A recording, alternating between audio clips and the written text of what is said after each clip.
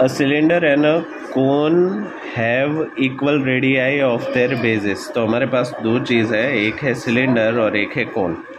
तो यहाँ पे मैं सबसे पहले सिलेंडर बना देता हूँ।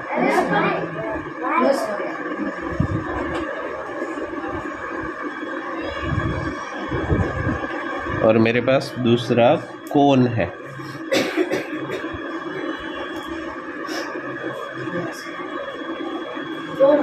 और मज़े की बात यह है कि दोनों के रेडियस सेम है। ठीक है, अगर इसका r है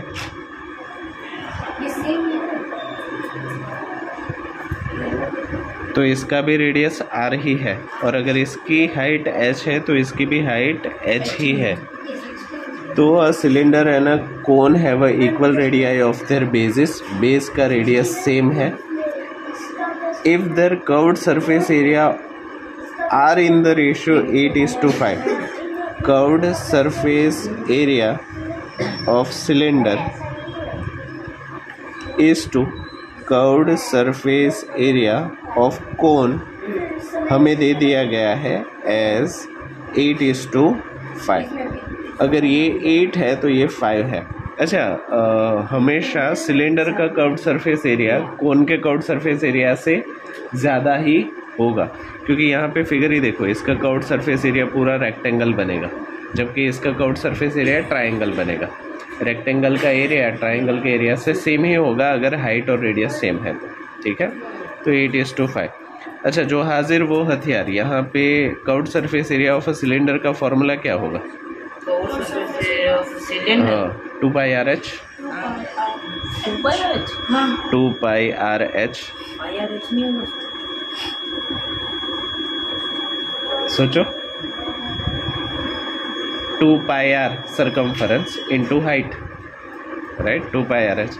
और कोन का क्या होगा? πRL is equals to 8/5। Pi and pi will get cancel, r and r will get cancel. तो यहाँ पे लिखूँगा 2H/L इज इक्वल्स टू 8/5। हाँ या ना? ठीक है, इसको एक नंबर करके फिलहाल छोड़ देते हैं, पर इसको हम फ्यूचर में यूज़ ज़रूर से करेंगे। Show that the radius of each, इन दोनों का रेडियस और इन दोनों की हाइट का जो रेशियो है, रेडियस और हाइट का, क्योंकि इसका रेडियस सेम है, हाइट भी दोनों की सेम है, तो हमें रेडियस और हाइट का रेशियो 3:4 है वो दिखाना है। तो उसके लिए हमारे पास रेडियस का होना भी ज़रूरी है, हाइट का होना भी ज़रूरी है। हमारे पास तो इन दोनों में से कुछ भी नहीं है, हमारे पास है ये फार्मूला। तो इस फार्मूला से हम जितना भी चीज़ें निकल सके उतनी निकालते हैं।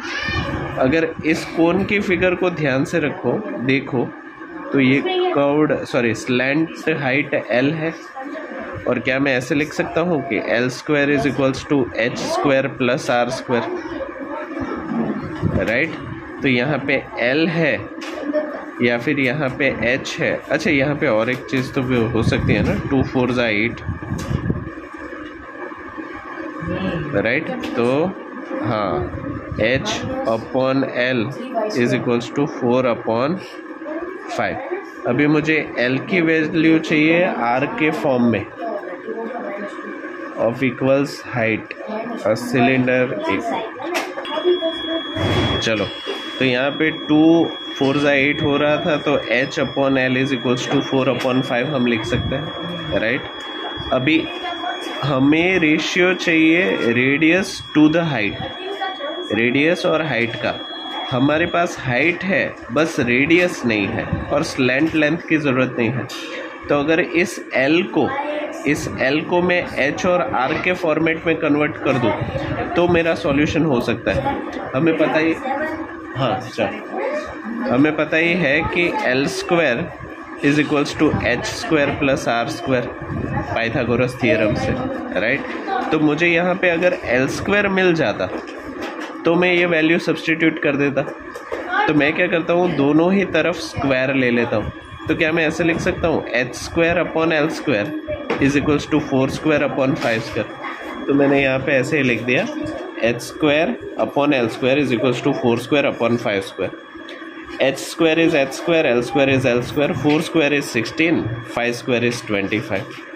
एच स्क्वायर की जगह पे एच स्क्वायर ही, एल स्क्वायर की जगह पे मैंने लिख दिया H square plus R square, H square plus R square, 16/25।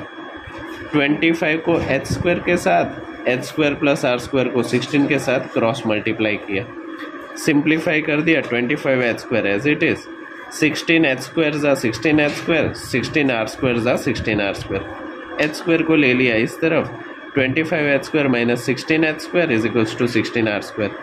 25 minus 16 is 9 H square is equals to 16 R square. अभी हमें रेशियो किसका चाहिए? रेडियस टू द हाइट, मतलब रेडियस ऊपर होना चाहिए, हाइट नीचे होना चाहिए। तो यहाँ पे रेडियस ऊपर रखते हुए 16 को मैंने इस तरफ नीचे भेज दिया और हाइट को मैंने इस तरफ नीचे भेज दिया, दोनों को क्रॉस, न्यूमरेटर से डिनोमिनेटर। तो R square upon H square is equals to 9/16। Side change, R square upon H square is equals to 9/16। Square root ले लूँ तो R upon H is equals to square root of 9/16। Square root of 9 is 3, square root of 16 is 4। तो radius और height का ratio 3:4 होना चाहिए, hence show. समझ में आया? ना आया हो तो पूछो, प्रॉब्लम नहीं है। पक्का?